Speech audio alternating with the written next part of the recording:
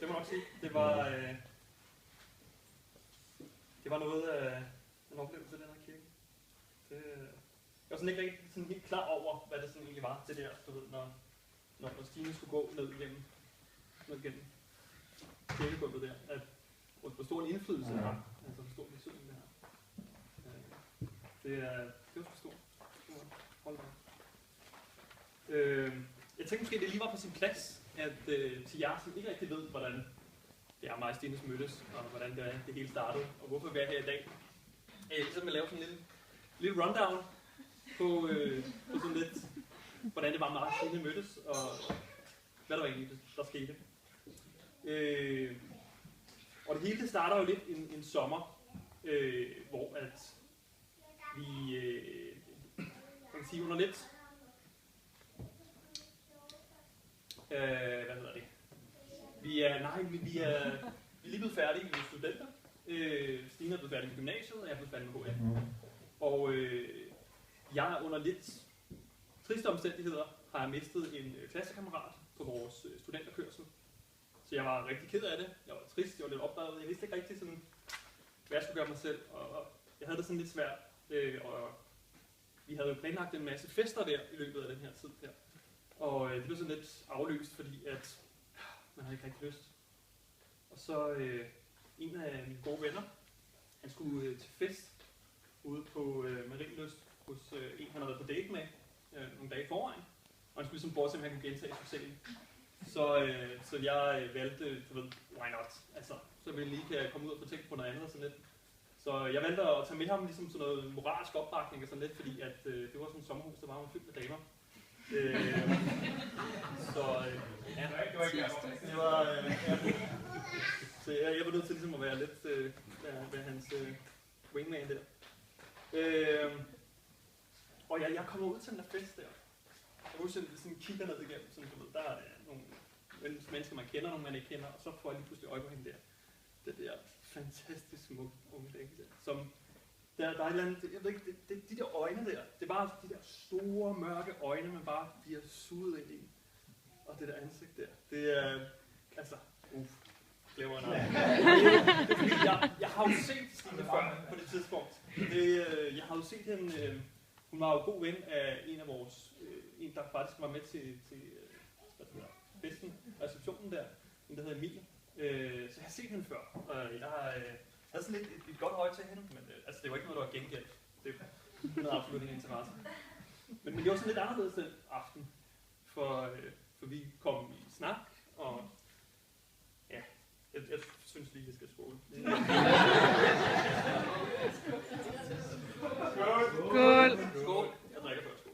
Første kapitel. Ja, nej, faktisk ikke helt. Fordi lidt senere på aftenen der, så kommer en af mine gode kammerater hen og siger, Mads, det er nok, du skal nok holde dig lidt væk fra hende der, fordi hun har altså kæreste på. Det havde jeg også. Og det var lidt sådan et forhold, der føltes lidt som sådan lidt mere et venskab, kan man sige. Det var ikke rigtig sådan et kærlighedsforhold. Og sådan efter jeg havde været sammen med Stine den aften der, så var jeg ingen tvivl om. Det var kærlighed, det andet, det var menneske. Så jeg tænker, nu spoler jeg lige tiden lidt frem, cirka et par uger. Og jeg kan huske, jeg ligger hjemme hos Stines forældre i deres have. Jeg havde ikke mødt Stines forældre på det tidspunkt. Og vi ligger ude i haven, og vi sidder og hører den her kassettebånd med Batmas, som er et kassettebånd for børns trafikklub. Som, det var meget populært i min årgang.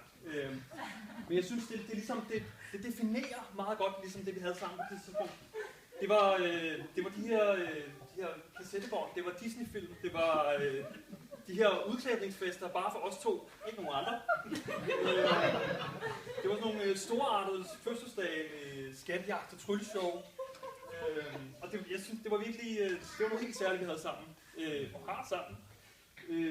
Og det var lidt ligesom, altså vi var lidt ligeglade med, hvad alle andre synes, fordi bare vi havde det sjovt sammen. Det var det, der betød noget for os. Selvom der var mange, der synes, vi var lidt skøre. Ja, det er bare de andre, der synes, det er fuldstændig rigtigt. Og så er det jo lidt, så kommer det her. Du ved, man er ny kæreste, og der kommer lidt det her øjeblik her, som alle nye kærester frygter. Vi skal til at møde svigerfamilien. Altså, kan de lide en? Er det sådan noget, man kommer ind, og så stiger en, og siger, ham der, og kan de dem? Og hvad siger de til, at jeg er kommet her, og på det tidspunkt havde taget Stines daværende kæreste fra hende, og kunne ligesom leve op i de sko, som han ligesom havde efterlagt, eller hvad man kan sige. Så, men altså man kan sige, jeg blev heldigvis helt og overrasket, og sådan, du ved, det var en fantastisk lettelse, fordi det var en helt fantastisk familie. Jeg tror det her med, at vi er blevet gift, ikke nødvendigvis kommer til at have en stor betydning for det, fordi jeg har følt mig som en del af familien lige fra dag 1. Det er helt vildt dejligt, synes jeg. Og det er jo dejligt at komme ind i sådan en familie, der har sådan en masse sådan nogle dejlige traditioner med, de havde meget start, det der med, du ved, så var der sådan det årlige Turens Grøn-koncert, og det der med, at vi skulle om julen ud og lave fælles juletræssamling og sådan noget. Det var simpelthen så hyggeligt. Det var Lennart, jeg ved sgu ikke, hvad du har lavet af. Det er simpelthen utroligt, at man kan have snudet nede i så mange ting, og stadig have så meget overskud til familien. Det har været en stor inspiration. Og også det der med, at du ved, når I kommer hjem til os, hvor meget at der sker. Altså det er sådan noget, altså man kan ikke sidde stille i 2 sekunder, uden at der simpelthen bare bliver lavet, jeg ved ikke hvor meget. Altså. Og det der med at løbe har også været en stor inspiration. Det er også noget, jeg selv har startet på. Og jeg prøver også lige så langsomt at få Stine med på vognen, så vi kommer ud og få løbet lidt. Og Birke, det var da en helt fantastisk skole, du synes, Stine. Jeg var så lidt, du ved, når man har snakket lidt om vores bryllup her i løbet af ugerne op til her, og man ligesom har snakket om, men hvor skal I så købe jordekjolen og sådan noget, hvad kommer det til at koste og sådan noget. Og så, altså noget, det syr svigermor. Så er det. Men jeg vil sige, altså, efter jeg har set alle de der kreationer, som går der i hånden, så har jeg simpelthen ikke haft nogen tvivl om, at det er simpelthen bare fantastiske til Stine. Og det har det godt nok også. Så kunne vi ikke smukke den boligskab. Og Lise, det var da et dejligt polterabend, du har fået smækket sammen der til Stine. Det var simpelthen så dejligt at se Stine komme hjem og have et stort smil over hele ansigtet. Det er virkelig noget, det kan man godt se. Det har været fedt, det må jeg sige. Det er altid sådan lidt det der med, at man kommer ind i familien, og så at der er en i familien, der ikke har en kæreste, og så er det sådan noget med, man er lidt bange for, hvem er det nu, hun kommer sammen med, og sådan, og hvem finder hun inde sammen med. Og du har da virkelig skudt papegøjen der, Sascha, det kan man nok se. Tak skal jeg. Hold op. Og så kan man sige også det der med, at I har fået børn, har ligesom været, vi fik Milla der, at det ligesom har været en stor inspiration for os andre, sådan ligesom i forhold til, hvad der ligesom er af behov, når man sådan får børn og sådan noget. Så det har været Kirsten og Henning. Det har ligesom været det der med at komme hjem til jer i de her,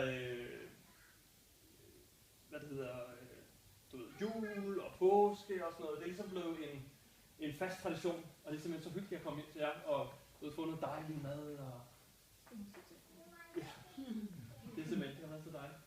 Så, og det er dejligt, når det bliver sådan en fast tradition i familien. Så.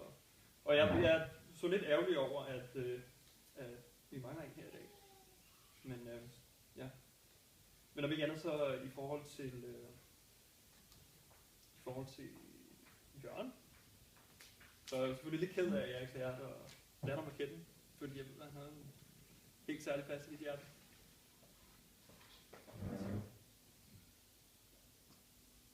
Men for at vende tilbage til hvor vi var. Jeg startede på IMA, som var en multimediedesigneuddannelse ude i Nakskov, og Stine, hun startede på lærerseminaret. Og det gav jo en række nye udfordringer, fordi det er jo det der med, at man kommer fra, og det der med, at man kan være sammen hver dag, til at man lige pludselig skal være sammen hver anden eller tredje weekend. Så det der med, at når man så egentlig skulle være sammen, så var det sådan noget med virkelig at få få tiden til at, altså få brugt tiden på bedste måde, man nu kunne. Og jeg kan tydeligt huske det der med, at du ved, man har været sammen en hel weekend, og Stine havde hjemme hos mig, og vi skulle sige farvel, når vi gik i toget. Og hun sad på den ene side af roden der, og jeg sad på den anden side. Vi kunne ikke rigtig snakke med hinanden, fordi der var en rode, ikke? Så vi blev rigtig gode til ligesom at mundhavle til hinanden, og vi sad og snakke der, på trods af, at vi ikke kunne hinanden. Det var... Men der var selvfølgelig også noget andet ved det der med, at vi flyttede fra hinanden. Ikke flyttede fra hinanden, men at vi flyttede derover. Og det var det der med, at lige pludselig så var der en masse potentielle konkurrenter på kærestemarkedet der. Så jeg kunne godt mærke, at jeg blev ligesom nødt til at op mit game, hvis jeg skulle ligesom holde min gunst. Så der blev skruet lidt ekstra op for charmen i den periode der. Men det var der ligesom lagt låg på, da vi så endelig valgte at flytte sammen i Odense. Og jeg husker tydeligt den der dag, hvor at vi flyttede sammen, og forældrene havde været der og været med til at flytte ud og så videre, som vi også hørte i sangen der. Og det der med, at du lukker døren, og det bare er os to, og bare sidder og flytte sammen med hende der. Altså... For fanden. Jeg ved ikke, hvad det var, og jeg har også snakket med dig om det så mange gange, det der med, at man på trods af, at vi har været sammen i ret lang tid på det tidspunkt, at man sådan stadig følte sig som nyforelsket. Og det var helt vildt, altså, og det var fantastisk, altså. Og ja, den der tid i Odense, det stod jo på byliv og fester og skole. Hvor er jeg henne?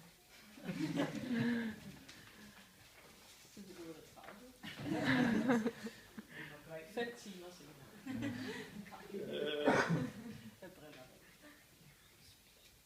Ja, fester og skole, og vi lavede en masse ting sammen. Det var en ret fed tid, hvor så blev man lidt kreativ og begyndte at lave noget kunst sammen. Noget kunst, som stadig ikke hænger inde på væggene. Vi lavede også noget musik sammen, noget som heldigvis ikke er nogen andre, der har hørt. Så det skulle nok meget godt. Og så fik vi nogle katte, som jo så lidt blev udskiftet efterhånden, som de blev kørt ned. Det var det. Og på et tidspunkt var der også snak om en hund, men det blev ikke rigtig til noget, og det er nok egentlig meget godt, fordi så tror jeg, vi har haft store problemer med at finde en lejlighed inde i København. Det er sådan noget, det der med at have hunde inde i lejligheder, altså, det går ikke. Men hvorfor også nøjes med en hund? Altså, når man nu har sådan en dejlig kæreste, og man bare er, du ved, det var bare os to. Så der, 1,5 år senere, så vi står inde på en klinik, en scanningsklinik, inde på Østerbro. Stine ligger der på Brixen, og jeg sidder dernede i stolen og kigger på sådan en lille skærm, hvor man kan se sådan en lille hjerte banke ind i hjertet.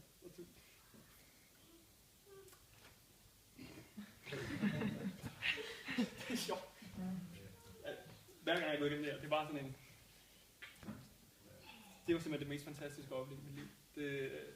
Altså det der med sådan en lidt, den der manifestationen på dig og mig, altså det der med, at vi ligesom kunne dele vores kærlighed, men noget skal lade nogen andre. Det var simpelthen ret.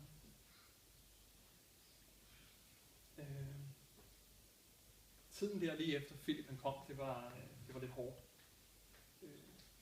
Fødslen, den efterfølgende mangel på søvn, og lidt den der efterdønningerne for det der sådan et nedslag efter at have været fyret fra en stilling, som jo egentlig mest af alt skulle have været en stilling til 2 mennesker, men var sat ned til 1.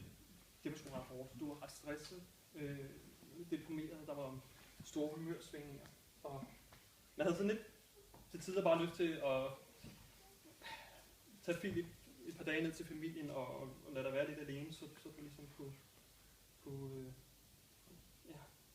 få lidt tid for dig selv. Og jeg tænker det her, at man ligesom kommer helt ind til skinnet i sådan et parforhold.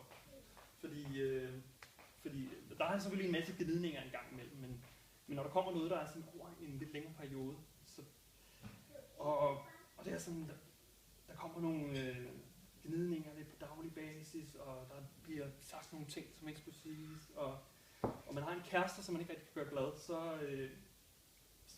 er det ret svært, og så sidder man også lidt og tænker eventuelt, at er det virkelig det hele værd? Er det virkelig det hele værd? Og der er det virkelig, jeg har sådan lidt en stor svaghed, som er, at jeg er virkelig fucking stødig. Altså, det er der et eller andet, sådan en, hvis der er noget, der sådan næsten lykkes, og det ikke rigtig fungerer, så kan jeg bare ikke give slip på det, og det ved jeg godt om. Og nogle gange synes du er pisse irriterende, men sådan er jeg. Altså, fordi når alt kommer til alt, så er du jo stadig den der dejlige pige, som jeg forelsker mig i. Og du er stadig den der dejlige kvinde, jeg vågner op til hver morgen og ser ind i de der dejlige, flotte, mørke øjne. Og jeg er jo også, altså, du er den Stine, som har givet mig 15 kilo og de flotte, runde kinder. Og altså, med en støtte fra mig og fra børnene og familien, så er du kommet op på hesten igen. Og man kan sige, vi har jo sådan fået det rundet lidt af nu. Altså, vi har jo fået købt et hus, og vi har fået en dejlig dreng til. Og nu kan vi så kalde os mand og kone, eller hvad man nu har lyst til at kalde det for. Det fede ved det er jo ligesom, at vi jo kun lige er begyndt nu, ikke? Og vi har en masse tid foran os.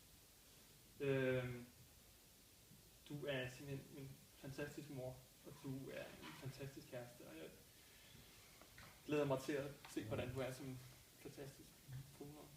Så det synes vi skal udbringe skål, Stine.